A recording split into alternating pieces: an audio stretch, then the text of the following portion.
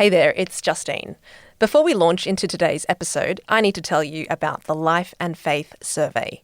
We're so glad for the responses we've already received, so thank you. We do need more responses though, so we have lots of data to work with. If you haven't yet taken the survey, then we need your input to make Life and Faith better and more fit for purpose. It will help us a lot as we shape the podcast into the future. The survey itself won't take long, probably about 5 minutes. Would you lend us 5 minutes of your time? We'd really appreciate it. We're running this for a few more weeks, and to say thank you, we'll put you in the running to win a signed copy of Tim Winton's book, Juice. Pretty good, right? All you need to do is go to the show notes to click on the link or go to the CPX website, publicchristianity.org. Thanks in advance for your help. Now on to the episode. This week on Life and Faith. In our consumer decisions, we can be far more active as well in trying to reward brands that are going further. People that don't forgive themselves tend to harm themselves. So the sun would set at the end of May and not come back to mid-August. Actually, what if it's the most boring thing in the world? No one comes out of history with clean hands. It's a very messy process.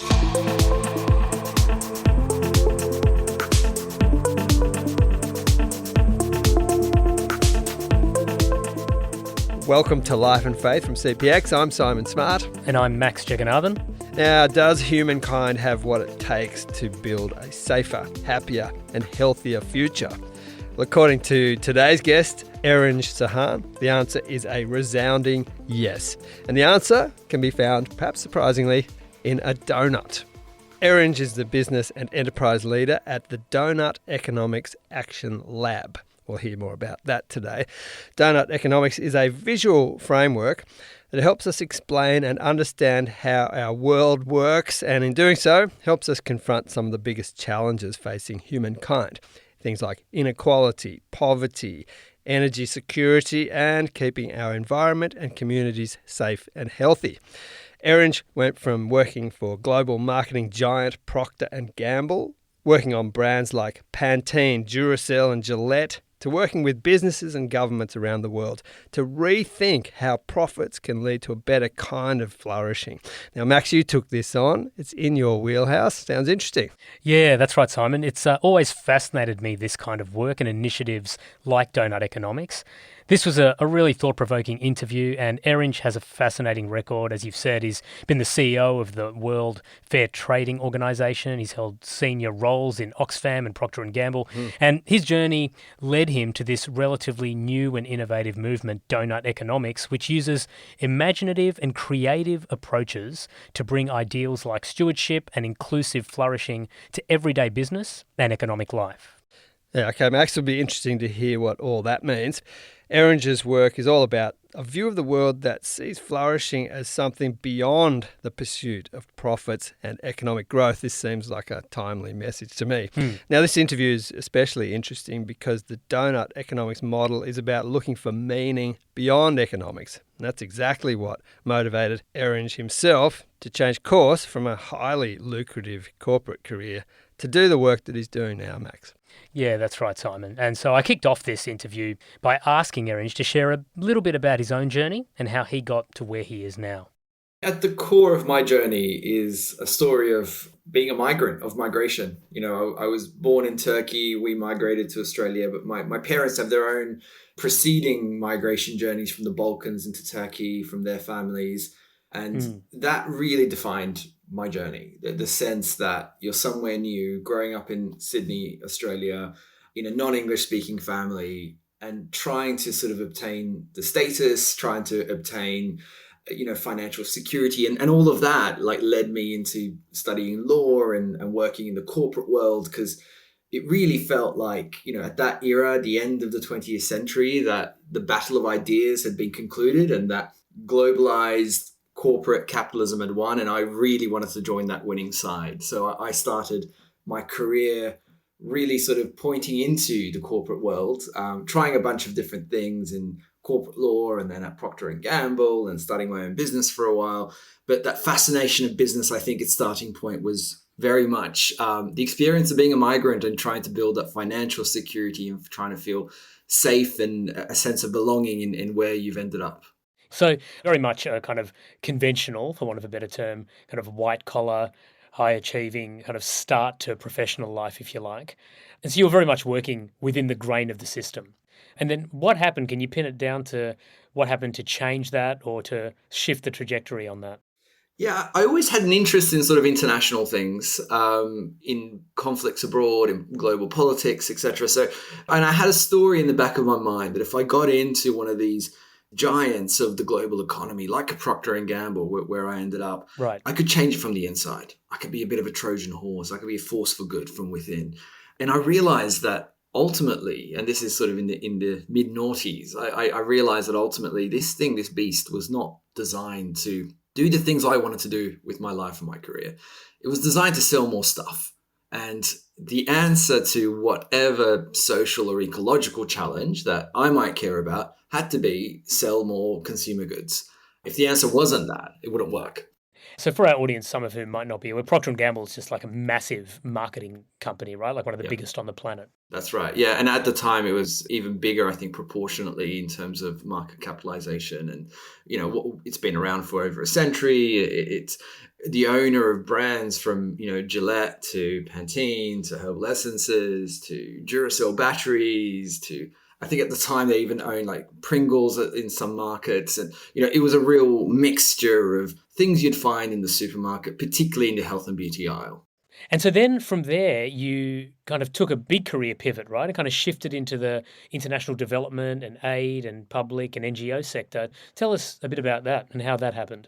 Yeah, I remember actually driving home in my company car, in a job I was doing well at. I felt like, I was progressing, opportunities were opening up. But I remember just the sense of emptiness that just came over me. And I started weeping. I started crying in the car thinking, my God, is this all I'm going to do? I'm just going to try to sell more stuff. That's going to be the point of all these hours I'll spend working. And that breaking point, that crisis really led to a pivot. And I went back to uni and I studied part-time, international law and international relations. And I thought I'll do something around that space.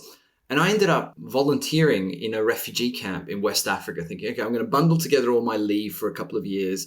I'm going to go and I'm going to volunteer. I'm going to teach. I'm going to help with some microfinance stuff that's happening there. I'm just going to see what it feels like, what it looks like to do a career that is a bit more aligned to my values. And I volunteered, and I found out that I had a passion for this. I found out that actually I wasn't willing to sacrifice, any sort of meaning in life beyond the point of where my needs were met. Like I need to figure out what do I need in terms of financial security, but anything beyond that, I wasn't going to sacrifice meaning in order to obtain additional financial security, additional status, additional whatever else it might be. So I remember the penny dropping, sitting in a refugee camp in Ghana thinking, I'm already so fortunate compared to all these people. Right. I don't need to hustle for more and more. I need to figure out what it is I need. And then now maximize and optimize for meaning. And that led me into the aid and development world.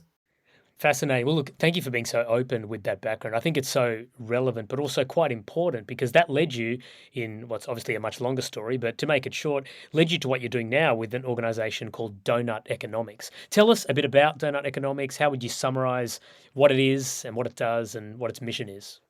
I mean, Doughnut Economics at its heart is saying that we've got two boundaries to the world. One is the planetary boundaries that Earth system scientists have told us we cannot transgress, right? These are the 9 planetary boundaries. It includes climate change, but it includes things like ocean acidification and, land conversion and biodiversity loss, all these things that the planet you can't negotiate with. The planet's saying, look, it's this intricate system of life that works in a balanced way. We cannot upset it. We cannot transgress these boundaries. But on the inside, we also have a social foundation. And these are the essentials of life for people that we also need to meet, energy and livelihoods and food and, all the things that the economy needs to provide for us. And if you think of these as 2 concentric circles, the outer concentric circle being the planetary boundaries, the inner concentric circle being the social foundation of human needs, then actually our safe and just space for operating is between these 2 concentric circles, between these 2 boundaries. And that's a donut-shaped space. You could call it a tire, you could call it a lifesaver, you could call it whatever but essentially donuts more appetizing. Yeah. Donuts are more appetizing. As my colleague who came up with the concept of Doughnut Economics and wrote the book on Doughnut Economics, Kate Rayworth, says quite often, donuts are sticky, and there's something visually sticky, mentally sticky about thinking about it that way. And it has proven sticky, and it's opened up a whole host of questions about, my God, what would the economy need to look like if humanity were to live in the donut? It's it's a unique and a deeply relevant and timely model, I think, of understanding the world and understanding our place in it on so many different levels. Now, part of the Doughnut Economics diagnosis, if you like, or understanding of the world is about what we often talk about as the kind of model of production, which you boil down to four main things. Could you just explain what those four things are and why the way that we broadly understand them today can be problematic and need, rethinking? Well, essentially, at the heart of it, we've designed an economy where life itself is in service to finance. So that means that we're making things, we're buying things, and we're disposing of things in a way that treats the living world like it's an endless resource to serve humans and to serve the growth of finance, the growth of financial capital. And the four things are that we take from Earth its resources, we make things with them, we use those things, and too often we lose those things. So it's a take, make, use, lose model, this linear model that just assumes that there's an endless supply of input from the natural world, from the living world, that is there to serve human consumption and growing human consumption, and human consumption that is optimized to make maximum financial returns for financial inputs. And we've essentially optimized for the scarcity of financial capital rather than for the scarcity of all the other capitals that are going on. So we need to reverse that. We need to turn that linear model into something far more circular, where actually we work with and within the cycles of the living world.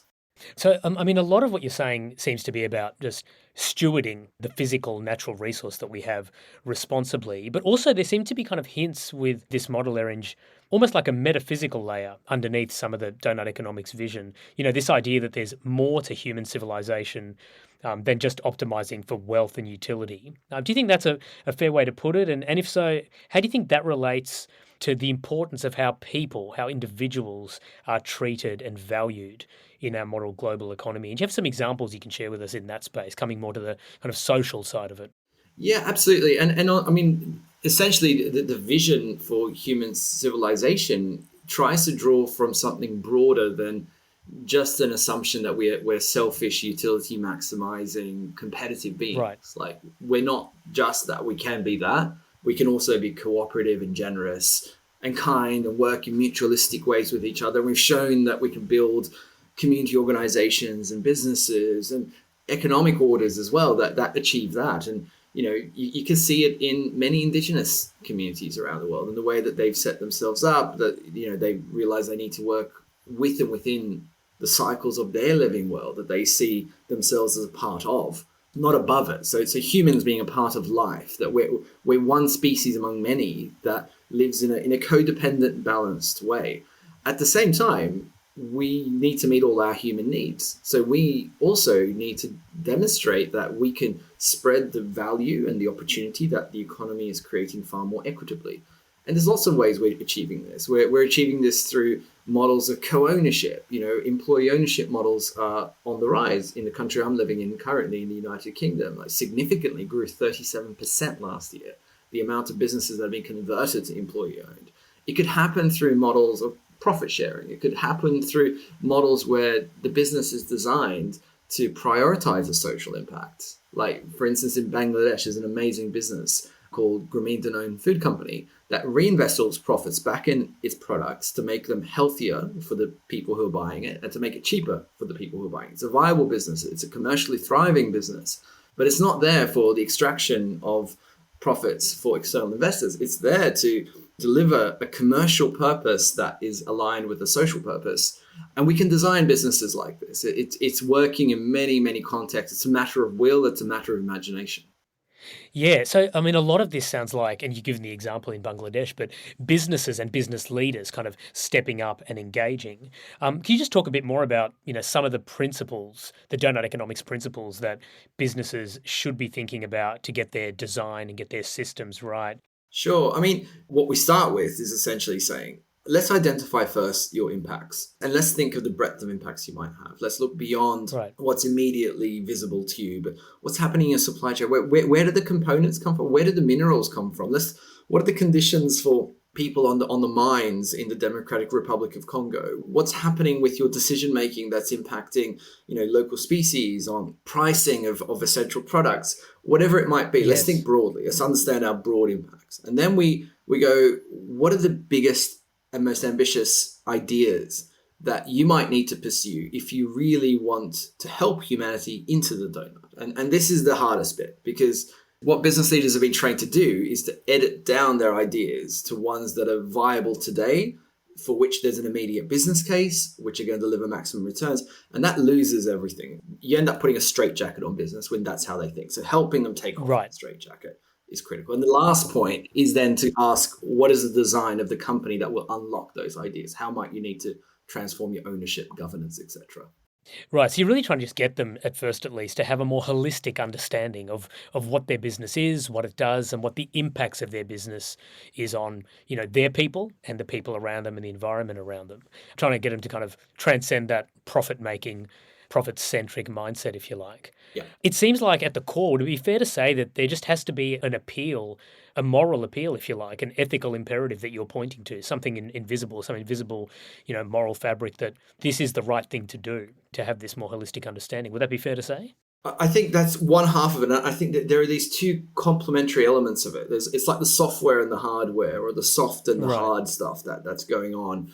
The structural and the cultural maybe is another way of putting the yin and the yang of this. There is the stuff of the individual and the relationships and all the intangible stuff as well that goes on. But then there's the design of the company itself, the design of financial markets, the impediments and expectations and demands, and the fact that actually if you start following your convictions, sometimes the design of the company and the financial system around it is actually designed to weed you out, to identify you and put a roadblock in front of you. I think we need to do both. We need to both help people identify their own values, because often business people are amazing human beings that want to do wonderful things in the world. They're trapped in a structure and they feel like, well, this is just it. But a lot of it's about helping them realize this is a recent invention, the shareholder capitalism model. Like, we haven't always had this sort of corporate model. Yes. And we can invent something new. We can invent the structures that the world needs of us right now in the world of business. We have all sorts of putting nature on the board, like faith in nature is done. We can do all sorts of co-ownership models of,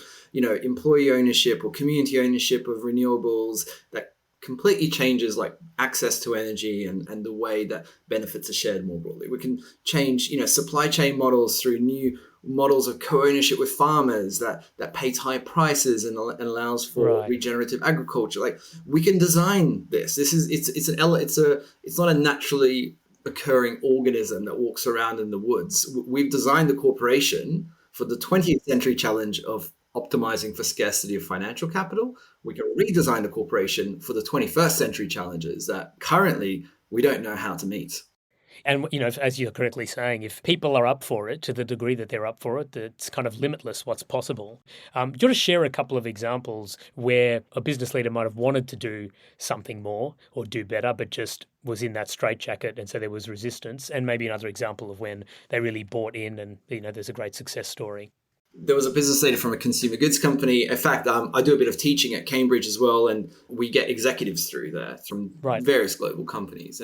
And she had realized some years back that there's a disposable version of her products, and then there needed to be a renewable or a version where you just sort of change an element of it to minimize the waste that comes out of these products. I won't say the product because people will be able to guess the company, but the redesigned version required a particular kind of investment. Now, in the long term, it was going to be viable. It was probably going to be about as profitable.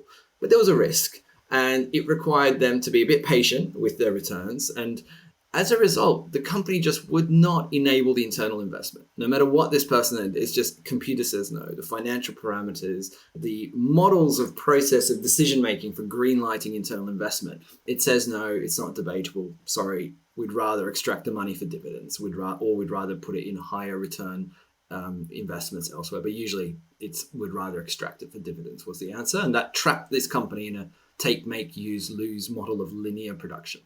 So this is an example of something, obviously not knowing the company, but let's say for argument's sake and for our listeners to just have a sense of the example in their minds, maybe companies that's like making something and selling it in a container to change how they make the container so that's more sustainable or refillable or something like that, but it needed an extra cost up front and they just weren't up for it in the end. That's right. And there was an uncertainty. And then there was also a cultural barrier too, because suddenly if you start doing it with that kind of product, then there's going to be pressure on other decision makers to do it for their products. It might not be as easy for theirs.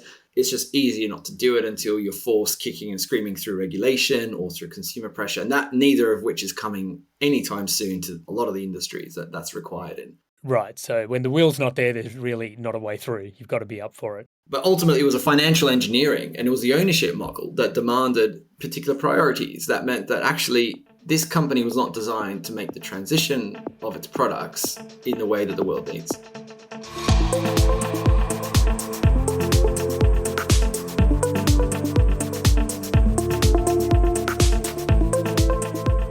You're listening to Life and Faith, and we're hearing Max's interview with Erinch Sahan from the Doughnut Economics Action Lab, which is a growing movement that's working with businesses and governments to embrace ethics, stewardship, and models of flourishing that go beyond economic growth. Max goes on here to ask Erinch to share some examples of how Doughnut Economics can work on the ground. An example from the Netherlands, where I lived for a while in a previous job, and I met this company, and some of you might have heard of it. It's called Fairphone, and it's got a modular design. So over 10 years ago, they realized this is absurd that we're making phones that are becoming obsolete within 2-3 years, and especially throw out the whole phone. Throw out the whole phone, buy something new. Surely we could do better. And surely we could also treat the workers in the supply chain better as well. So what can we do to design a new phone? And what they realized was they needed a particular kind of financial model and an investment model to give them the patient capital to make this phone work. And they went to crowdfunding. So they said, look, let's get our consumers to buy these phones up front so we can design them and get them manufactured. And the phone's going to be this upgradable, modular, repairable phone. Everything's going to be designed to make it as easy and accessible as possible for the consumer to continue upgrading their handset, so that you're not throwing it. If you need a particular kind of chip or a new camera or a new screen, it's all designed to be really easy for you to do it. You send it back, they repair and reuse all the materials. And the whole thing was designed in this sort of circular way, which is what the circular economy concept is broadly based on. And it worked. And it worked because they designed the company around wanting to unlock that ambitious idea. And in regular business, what we do is we accept the design of companies. We say the share market owns this, private equity owns this, venture capital owns this, and they have expectations, they have demands, and they have power and control.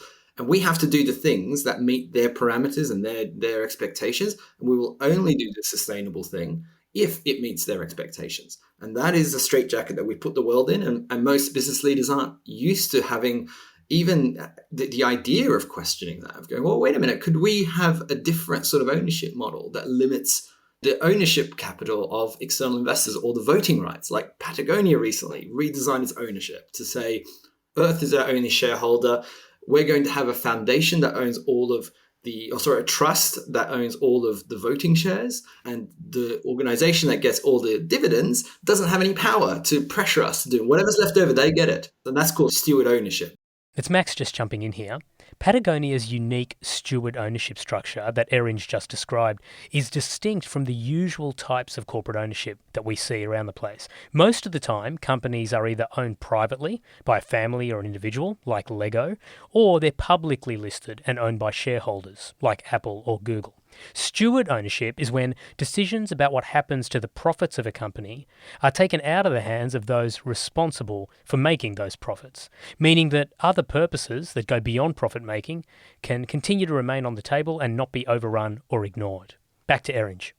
Steward ownership is expanding as a model of ownership design that is explicitly there to go, let's lock in a purpose where the business is much more commercially viable long-term and resilient, but is designed to unlock the very ideas that we went into business to pursue anyway.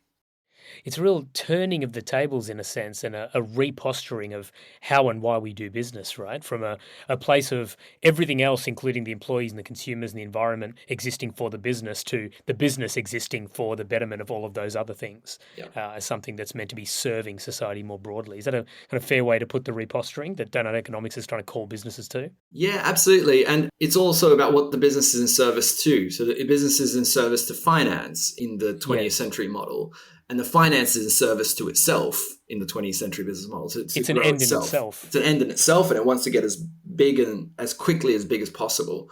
And if you were to say, we're here to be commercially viable, make sufficient profits, make sufficient returns to pay back whoever's invested, but they don't get all of the upside, we get to prioritize other things, and we're going to unlock internal investment at a far higher rate, because that's what's happened in the corporate world as well the last 30, 40 years. As we've ramped up and turned this into a very extreme model of shareholder capitalism over the last few decades, internal investment has sharply declined across the world. So companies are no longer investing into their own future, instead extracting as much as possible, sometimes borrowing in order to pay more dividends to their shareholders, loading themselves on with debt, making themselves less resilient long term, in order to give a cash payback as quick as possible to their investors. And that model of being obsessed, absolutely obsessed with extraction of profits, is actually a straitjacket on every objective we're trying to pursue in the business. Right. And it's actually, as you guys see it and as the Doughnut Economics model would have it, it's actually bad for everyone. There are actually, in the long run, no winners with that kind of a model, right? Exactly. One thing that's interested me as I've kind of been researching a bit and looking more carefully at Doughnut Economics, and even now just speaking with you, Erinch, is that it doesn't seem like this is actually mappable clearly and easily onto the left-right political spectrum. Yeah, I think it does a couple of things that relate to that point. Firstly, it starts with an observation of fact that is hard to contest, that there are planetary boundaries, and we do want an economy that meets all human needs. Like left, right, north, south, that assumption is hard to debate, right? And then it says, let's put aside the isms of the 20th century and the old debates for the old world that may or may not be relevant anymore. And actually, most of us have contradictory definitions of them. So when you're debating this ism or that ism, you're actually speaking at cross purposes. And to one person, capitalism is just markets. To another person, it's about the prioritization of whoever has wealth. There are lots of different ways you can define these. So there's no point debating it. So let's rid ourselves of that baggage for a bit. And then let's also, thirdly, open up the possibility of design, the possibility that we have agents, that these are human systems that we have created choicefully, and that we create the ones we now need. And let's design the things that probably don't exist yet in order to solve 20th century crises that were created in the 20th century, but 21st century realities that now face us. So those three things of starting with a difficult to kind of contest observations of facts about the boundaries of this planet, saying that, hey, let's put isms aside for a bit and look at the future. And the third, let's give ourselves liberty and permission to design what's needed. That can rise above some of the political divides and be helpful, I think, in a very polarized world that we find ourselves in. I know the Doughnut Economics model and the organisation is, not particularly faith-based on any level, but there are just so many resonances as you're speaking with biblical principles, at least, that come out about, stewardship and creation care. And in your last comment, just this reality of what I think the Doughnut model does is it tries to balance the reality of human agency along with the limitations that we face. Absolutely. And I think that often we do find that this resonates with people of all sorts of faith communities, right? More indigenous, older ones that are newer, people from the Abrahamic faiths. You end up finding that this resonates, partly because I think people who find themselves with strong faith-based convictions are usually less likely to be wedded to very recent sort of structural adjustments and structural assumptions we made about our economy. And it's probably helpful to think more broadly, there's something bigger going on than how much stuff I can consume and how big my bank account can grow. And the minute you start thinking that way, I think we're in the world of new economy and designing an economy that's going to work better. The minute you think, well, everything has to optimize for more consumption and growth of the bank account, then we're trapped. We're trapped in a spiral, in a bit of a death spiral, to be honest, of ecological collapse and, spiraling inequality. Yeah, and I think that point really speaks to the reality that this kind of modern world that we've built is a very recent creation. This idea of not just markets, but optimizing for wealth and utility. That's relatively new stuff. And so, in many ways, the donut economics model is a synthesis and a bringing together of all kinds of ancient wisdom Yeah, from well before we built this modern world. it is. And the book is also very open about that. And Kate Rayworth, my colleague, is very open about that, that this is a curation or bringing together of lots of ideas. A lot of this isn't new and original. A lot of this is bringing together through a compelling concept that can cut through to slightly different audiences and newer audiences and help people make sense of the connections between the ecological and the social and some of these ancient wisdoms that tell us that humans are not the center of everything. Everything isn't here to be in service of us. We're part of a complex web of life that is actually in delicate balance. So how would we create an economy that returns to those ideas and to those realities? So that combination of humility and agency at the same time. Absolutely. Now, before I let you go, I do want to ask you about, kind of the average citizen and what this means or what this could mean for them. Because obviously, as you've shared, a lot of your work is with business leaders, with business owners, with people of kind of high influence in the market and who are highly influential in corporate structures. What kind of messages would you have or encouragements or calls would you have to, just our average listener out there that might not be a business leader, that might not have an enormous amount of corporate influence? What should they be thinking about? What could they be doing? How is Doughnut Economics relevant to them? I mean, firstly, I always begin by just recognizing the difficulties and complexities of all these ideas and holding them alongside the realities of the current world, the realities of your day-to-day life, of your rent or mortgage payments, of your social circle and of your work environment and your, retirement planning. And, there are tensions and contradictions in this. And I think it'd be amiss not to accept that we're operating in a current economic system while also trying to be agents that build a new economic system. Holding those two dispositions is exhausting, to say the least. Right. But sure, there are things we can do because we're citizens, we are employees often, we might be entrepreneurs, we're often investors, we're consumers, we're community members. And through all of those hats, we have some leverage.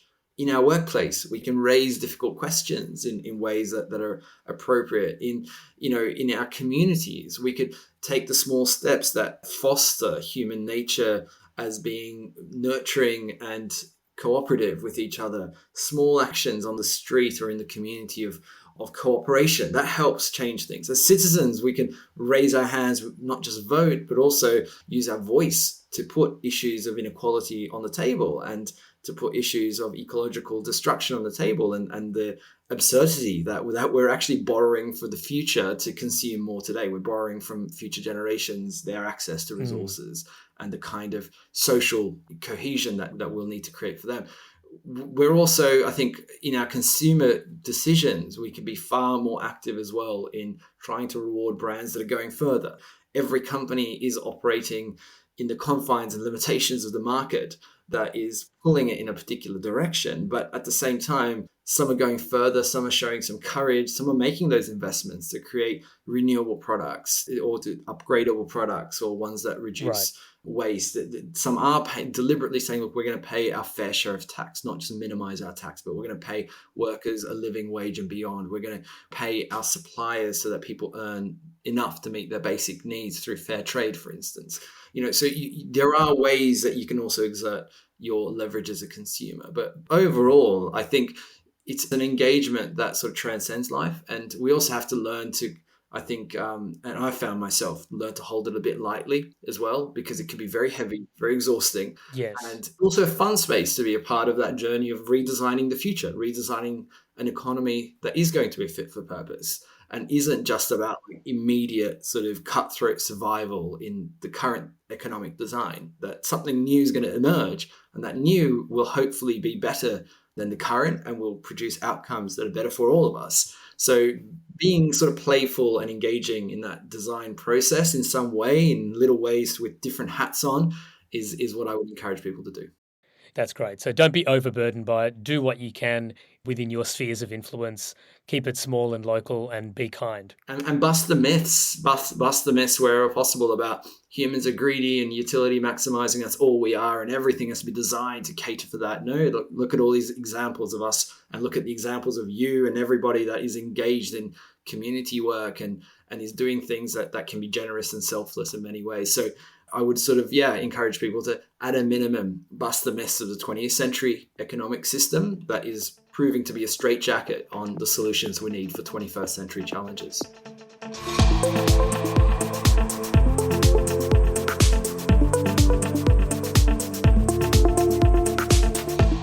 You've been listening to Life and Faith with me, Simon Smart, and Max Jagannathan. Thank you to Erinch Sahan for a thought-provoking and encouraging conversation. You can find out more at the Doughnut Economics Action Lab website if you'd like. It's linked in our show notes. And that includes tools and resources for teachers, councils, leaders, businesses and governments, and a pathway for becoming part of the growing global Doughnut Economics community as well. Now, if you've enjoyed this episode or you know someone who you think would, please do share it with them and they might enjoy a bit of life and faith in their lives. And leave us a rating or review. It does help people discover life and faith. Thanks, as always, to our producer who, let's be honest, he loves a donut, Alan Douthwaite. Next week. So imagine for a newly rescued survivor of this crime, everything's gone. All the support system, whatever it was, gone. And so who takes that on? It's all this network of response of partners, including NGOs with their advocacy and programming.